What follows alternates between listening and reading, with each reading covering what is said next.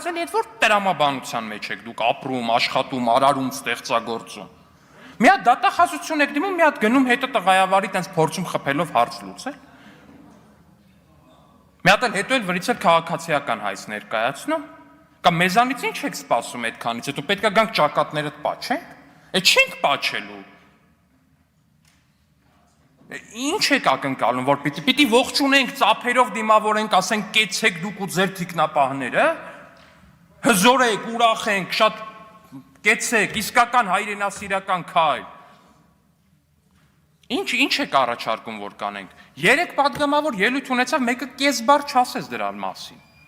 Կես բառ մեկը չասեց։ Մեկը չասեց վատ բան է եղել, ցանկացած, գոնե ձևական, էլի այն մանտրայի պես, որ ասում են ձևականորեն, դե ցանկացած բռնություն դատապարտել է։ Նույնիսկ այդ չասեցիք, արկելի գործընկերներ։ Ինչ եք սպասում, որ պիտի անենք դրանից հետո։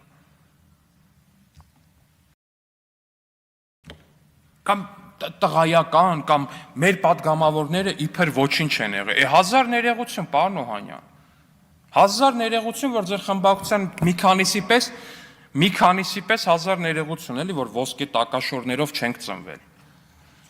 1000 ներողություն, տենց է ստացվել հիմա, տենց է ստացվել։ Բայց ինչ վերաբերվում է նրան, որ իշխանությունը հավերժ չի, ինձ թվում է դուք ուղղակի մեզ լավ չեք ճանաչում իմացի առնվազն, ես ձեզ պիտի հիասթափեցնեմ, այն հայտարարությունները, որ մենք այստեղից ենք անում, իմացած լինեք, որ դրանից շատ ավելի կոշտ ու շատ ավելի հետաքրքիր հայտարարություններ արել ենք, երբ որ եղել ենք ընդդիմադիր ու ինչ որ առանց պետական պաշտոն զբաղեցնելու կամ ինչ որ նման մի բանի։ Շատ ավելի հետաքրքիր ու կոշտ հայտարարություններ արել ենք, պարոն Օհանյան, վստահ եղած լինեք։ Ի տարբերություն ձեր խմբակցության որոշ ներկայացուցիչների, մեր խոսքը, մեր ազատամտությունը, մեր արտահայտվելու ունակությունը պաշտոնի կամ պաշտոնի եղած հայրիկի բերումով չի որ կա։ Մենք մեր սկզբունքները, մենք մեր մոտեցումները պաշտոնի եղած ժամանակ չի որ արտահայտում ենք ու կամ արտահայտել ենք։ Բայց ինչևէ։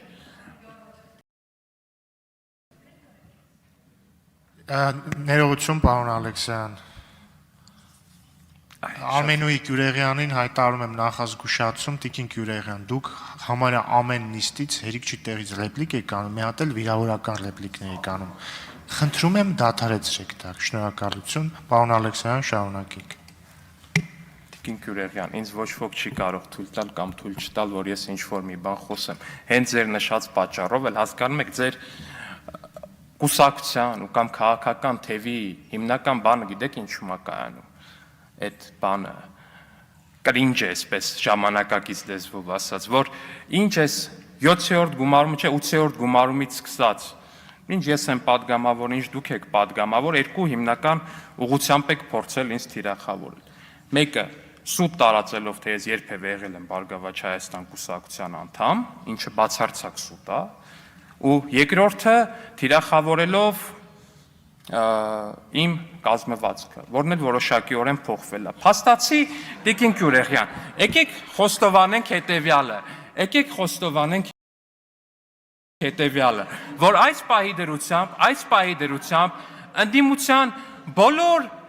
արգումենտները, ընդդիմության բոլոր որպես այդպիսին թիրախավորումները իմ նկատմամբ սնանկ են, ինչպես եւ ձեր ողջ քաղաքական գիծը, Տիկին Գյուրեղյան։ Այսպիսով շարունակեմ։ Պարոն Օհանյան, երբ որ ասում եք, որ մեր պատճառով է խզվել Հայաստան-Արցախ կապը, այստեղ մի շատ մեծ հանցանք եք կատարում ճշմարտության դեմ, որովհետև Հայաստան-Արցախ կապը խզվել է, երբ որ ռուսական խաղաղապահների թողտվությամբ փակվել է Լաչինի միջանցքը։ Այդ ժամանակ է խզվել Հայաստան-Արցախ կապը։ Այդ մենք չենք, որ գնացել ենք այնտեղ ճանապարհ ենք փակել, մենք չենք, որ թույլատրել ենք, որ այդ ճանապարհը փակվի։ Այդ ճանապարհ փակողներն էլ են հայտնի։ Այդ ճանապարհ փակողներին թույլտվություն տվողներն էլ են հայտնի։ Մենք ամեն կերպ, ամեն հնարավոր քայլ փորձել ենք կատարել, որպեսզի այդ կապը վերականգնվի ու այդ ճանապարհը բացվի։ Չի ստացվել, չի ստացվել։ Բայց ինչևէ, ինչ վերաբերվում է մյուս մասին, որ ասում եք Արցախի իշխանությունների հետ դուք կամ ձեր խմբակցությունից մեկը կապ չունի, ո՞նց չունի։ Պարոն Օհանյան, Արցախի ազգային ժողովի նախագահը դաշնակցության անդամ է, ձեր խմբակցության մեծ մասը դաշնակցությունն է։ Դե ո՞նց կապ չունեք բա։ Բկա ՔՊ-ից է այդ մարդը։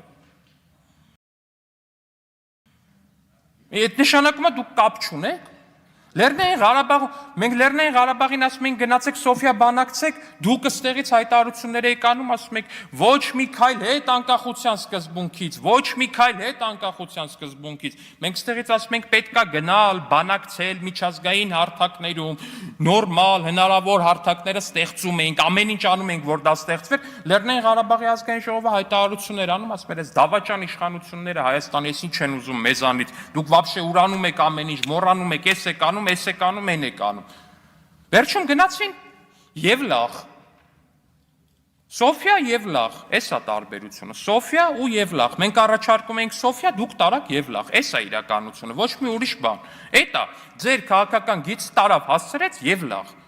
Այն մարդիկ, ովքեր առավոտից իրիկու մեզ քննադատում էին, հայհոյում էին, վիրավորում էին, թուրք էին անվանում, դավաճան էին անվանում, Լեռնային Ղարաբաղի ազգային ժողովում ընտրեցին նախագահ, Իդեպ ընտրության ժամանակ էլ կարծեմ էլի նույն տիպի տեքստեր արտասանելով մեր հասցեին, ընտրեցին նախագահ, 9 օր հետո այդ նախագահը ստորագրեց Լեռնային Ղարաբաղի լուծարման մասին հրամանագիրը։ Ու սա այնա ինչը մնալու է պատմության բոլոր դասագրքերում, բոլոր ժամանակներում։ Ու սրանից հետ կանգնել, սա մերժել, սա ինչ որ կերպ փորձել փոխել, ուզում եք 40 հատ լրատվական պահեք, 50 հատ հոդված գրեք օրեկան, փորձեք այդ բոլոր հնարավոր մեղքերը մեր վրա բարթեք, չի ստացվելու։ Կա պարզ ճշմարտություն։ Մեզ ատող, մեզ դավաճան համարող մարդիկ հանեցին իշխանությունից մի մարդու, որին անվանում էին մեր սատելիտ, իրա տեղը իրանք ձեռքով ընտրեցին մի մարդու, ով 9 օր հետո ստորագրեց համապատասխան փաստաթուղթ։ Էս է իրականություն։ Ձեր լրատվականներն մի ցնցունցապ մթունեցին այդ փաստը, որ իշխանությունը անդեղ փոխվել, ասում էին հերթը Հայաստանին երբ կհասնի։ Հիմա հասկանալի է, թե ինչ նկատի ունեին հարցնելով, թե հերթը Հայաստանին երբ կհասնի։ Ակնհայտորեն նման մի լուծարման փաստաթուղթ էլ Հայաստանի համար են ակնկալում, սպասում, ու տենց սպասելով էլ բոլորը գնալու են հանդերձյալ աշխարհ, ես դրանում վստահեցնում եմ։ Բայց մի կարևոր բան կա, պարոն Օհանյան։ Մի կարևոր բան կա, պարոն Օհանյան, շատ կարևոր բան։ Ես Երբ որ երեք այստեղից ասում եմ, որ չհամարձակվեն, ձեր խմբակցության падգամավորները, ձեր ուժի ներկայացուցիչները մտածեն, որ հին ժամանակները եկել են։ Դա ես միանգամայն լուրջ էի ասում։